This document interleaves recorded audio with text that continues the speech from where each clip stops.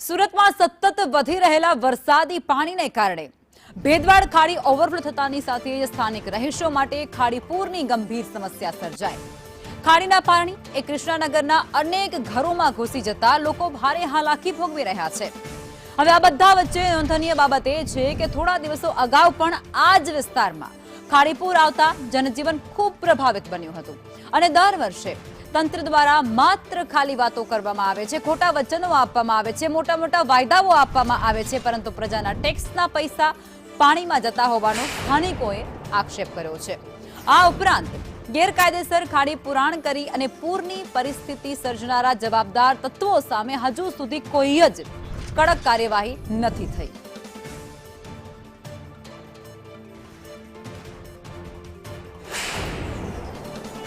સુરત શહેરમાં ફરી એકવાર ખાડીપૂર આવ્યું છે અને લિંબાયત પાંડેસરા વિસ્તારના ઘરોમાં ખાડીપૂરનું પાણી છે તે પ્રવેશી ચૂક્યું છે। આપણી સાથે મેયર સાહેબ છે, તેમની સાથે વાત કરીશું। બેન, શું કહેશો, ફરી એકવાર ખાડીપૂર આવી ગયું છે? આજે જે ખાડીનું સ્તર છે તે ઉપરવાસમાં વરસાદને લીધે વધી રહ્યું છે અને એના લીધે ડેક મારી અને અમુક સોસાયટીમાં પાણી ભરાયેલા છે। અમારી આરોગ્યની ગાડી ફરે છે લોકોને જાગૃત કરવા માટે અને લોકોને શિફ્ટિંગ પણ કર્યા છે। ખાડી સમિતિ દ્વારા મિટિંગોમાં બી અવારનવાર અધિકારીઓને પણ કહેવામાં આવે છે અને આ પૂરની મુક્તિ માટે બી ચર્ચાઓ થઈ રહી છે અને ચોક્કસ 100% કહું તો કામગીરી કરવામાં જ આવશે। સુરત શહેરનો ભોગ લેવાય તે જરા પણ ચલાવવામાં નહીં આવે। જે ખાડીપૂર આવેલું તે ખરેખર ગંભીર બાબત હતી। ઉપરવાસનો વરસાદ પણ હતો અને એક સાથે 20 ઇંચ વરસાદ પડવાને કારણે આ થયેલું હતું। અધિકારીઓ પર 100% ચોક્કસ પગલાં લેશું। સુરત શહેર હેરાન થશે। ગયા વખતે પૂરા એમાં કોઈ પગલાં લીધા છે ખરા?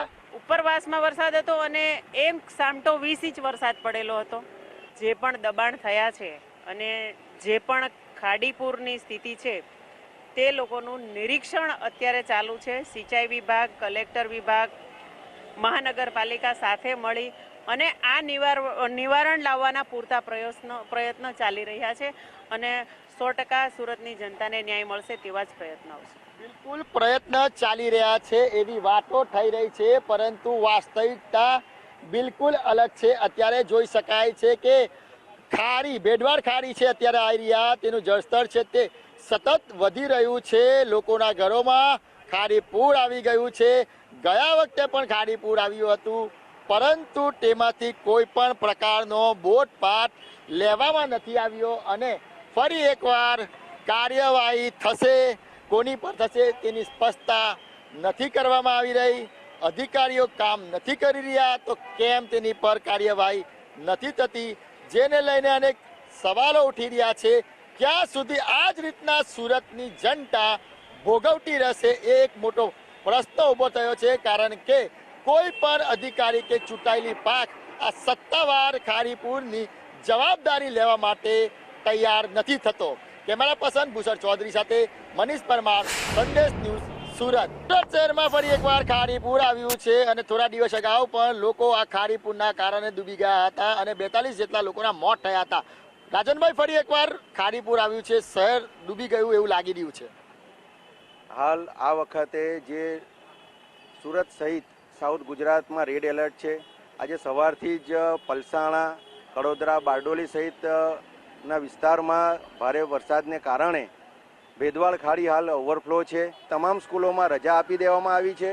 હાલ અમારો પહેલો પ્રયાસ એ છે કે જે લો લાઇન એરિયામાં પાણી પહેલાં ઘૂસે છે, ખાડી ઓવરફ્લો થવાને કારણે તેના લોકોને શિફ્ટ કરવામાં આવે, જેથી કોઈ જાનહાનિ અમે ટાળી શકીએ।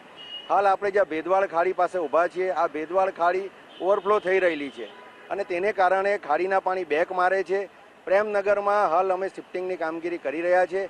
લગભગ આજે સાંજ સુધી રેડ એલર્ટની આગાહી છે, પણ અમે કોઈ પણ કચાશ રાખવા માંગતા નથી અને તેને કારણે તમામ લોકોને સમજાવટથી અમે હાલ શિફ્ટ કરી રહ્યા છીએ। જો ખાડીપૂર નિવારણ સમિતિ બની છે અને હવે રાજ્ય સરકારે લગભગ દર અઠવાડિયે આ ખાડીપૂર સમિતિની મિટિંગ રાખવાનું કહ્યું છે। તાજેતરમાં જ સોમવારે પણ આના માટેની મિટિંગ મ્યુનિસિપલ કમિશનરશ્રીની અધ્યક્ષતામાં થઈ ગયેલી હતી અને ટૂંકા ગાળાના અને લાંબા ગાળાના આયોજનો વિચારાઈ રહ્યા છે કે જેથી કરીને ભવિષ્યમાં શહેરને ખાડીપૂરનો સામનો નહીં કરવો પડે. એને કારણે ફરી વખત આ સ્થિતિ સર્જાઈ છે. પણ રાજ્ય સરકારની સીધી દેખરેખ હેઠળ કોર્પોરેશન અને ઇરિગેશન અને કલેક્ટર ત્રણેયની ટીમ કામે લાગી છે કે જેથી કરીને ખાડીનું ટૂંકા ગાળા અને લાંબા ગાળાનું કોઈ આયોજન કરી શકાય. હાલ તમામ જગ્યાએ સર્વે ચાલી રહ્યો છે અને તમામ કામગીરી થશે જ. બિલકુલ. તો જે રીતના સુરત શહેરમાં ફરી ખાડીપૂર આવ્યું છે, ક્યાંક ને ક્યાંક લોકોએ હેરાન પરેશાન થવાનો વારો આવ્યો છે. તંત્રના પાપે જ આ ખાડીપૂર આવ્યું એ સ્પષ્ટપણે દેખાઈ રહ્યું છે. કેમેરા પર્સન ભૂષણ ચૌધરી સાથે મનીષ પરમાર, સંદેશ ન્યૂઝ, સુરત.